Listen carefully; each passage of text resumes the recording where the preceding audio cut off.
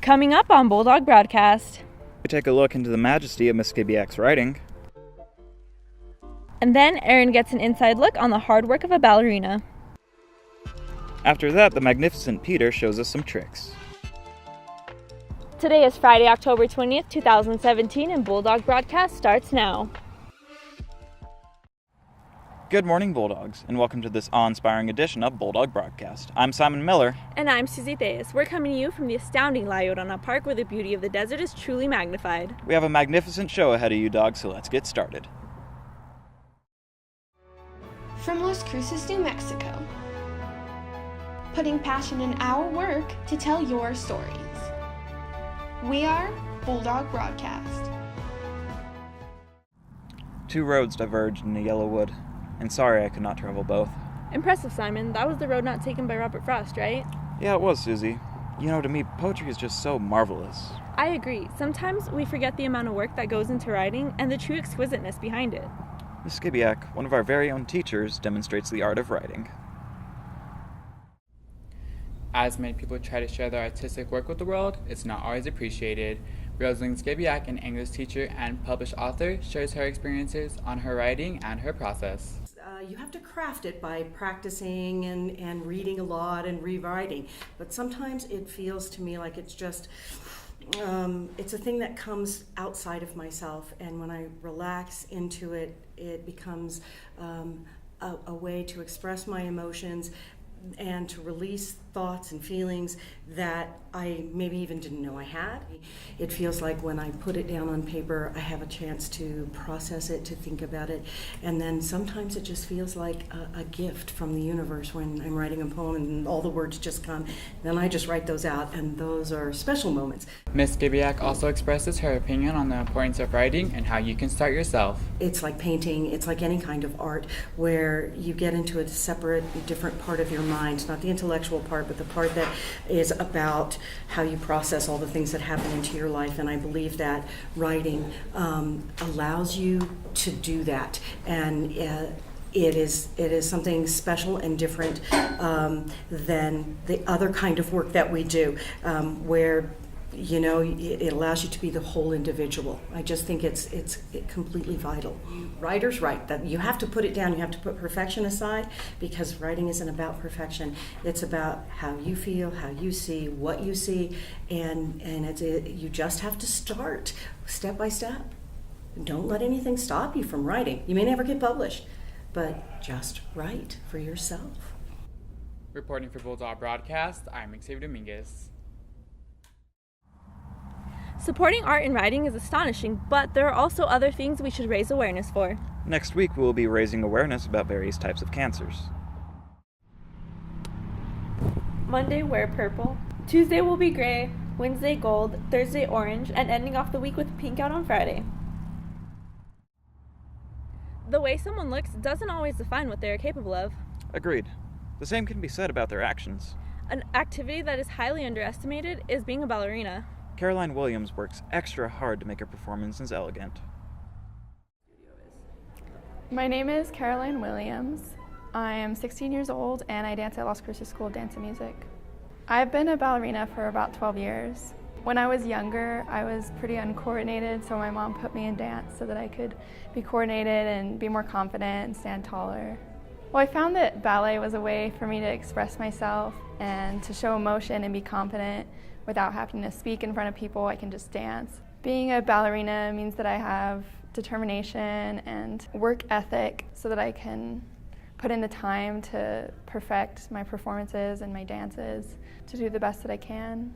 It takes a lot of work to make a ballet and make a dance look effortless, which is the point of dance. It's supposed to be perfect, and of course it can never be perfect, but it takes a lot of work to get there. The toughest part is probably how much it wears down your body. Professional dancers dance for like 8 hours a day or more, and they're on their feet all the time doing things that shouldn't happen, like standing on your toes for long periods of time is not what the body is meant to do. I've had friends who've sprained their backs and been out of dance for like 6 months. So the worst for me has probably just been bad blisters, and so like tearing my skin, and I still have to dance. and work through the pain. It can be intimidating to start ballet, especially if you're older, because a lot of people start, but it's just a lot of fun, and if you're willing to put in the effort and the work, you can improve a lot and get a lot out of it. Thank you. You know, I could have used some popcorn when watching that stunning performance. That sounds delicious, Susie. How about we go get some and we'll be right back after these messages. Coming up after the break.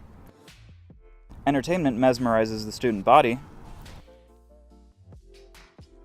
Then Mariana gives us a look into fall athletics.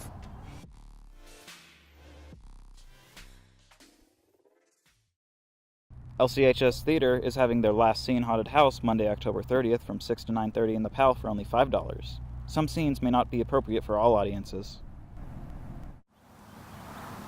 Whoa, where'd you come from, Susie? Well, Peter just taught me this awesome new magic trick. You know, we should see how the student body reacted to some of his magic. Hey, I'm Daniel. Want to see something cool?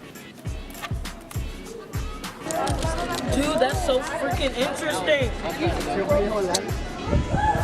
And then next, you match these up with the rest of the sides. The yellow? Just a matter of you. Okay, dang. This one's got to get flat as the first step. Match up all of the ends like that. And then you just kind of got to rotate it like that. That's blowing my mind. You had to solve one. And he taught me how to.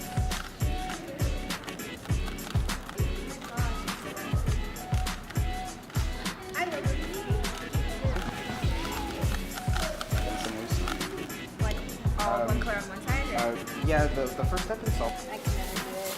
I want stuff like this. Which makes this one so easy because it takes down the essentially like a. You did not just do that. That's crazy. I can't do that. I can never do this.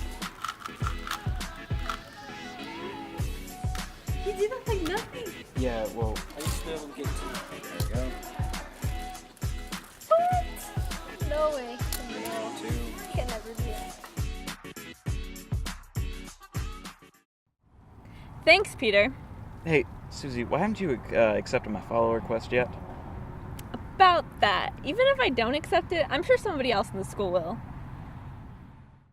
Go follow at RIP_Simon Miller on Twitter, and to get your very own shout out like this, go to room C212. It's only $5 to get your social media on the show. Wow, with all these new followers, I'm going to be as popular as a football player, Susie. Speaking of football, I wonder how they did last week. Yeah, how about we hike it over to Mariana for this week's edition of Bulldog Bulldog Sports. Sports. What's up, Bulldogs? I'm Mariana Guillen, and you're watching Bulldog Sports.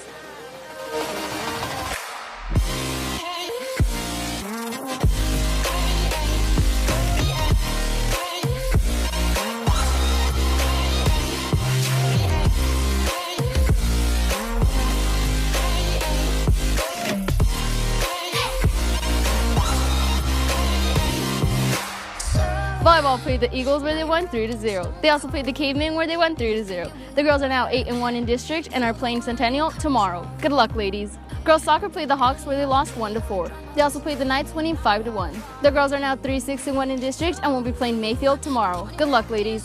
Boys soccer played Centennial where they lost 2-1. They also played the Knights where they lost 2-0. The boys are now 6-4-1 in district and will be playing Mayfield tomorrow. Good luck, boys. Make sure you're following the student section Twitter at LCHS_Spirit to keep up with all the latest student section news. Football played the Cavemen where they won 45-6. The boys are now 3-0 in district and will be playing Centennial tonight. Make sure you come out and support. Well, that's all I have for you this week, Bulldogs. I'm Mariana Guillen, and this has been Bulldog Sports. It's great to see all our sports teams going out and giving it their best effort, but I think it's about time that we end this splendid show. Once again, I'm Simon Miller. And I'm Susie Theus. See you next week, dogs.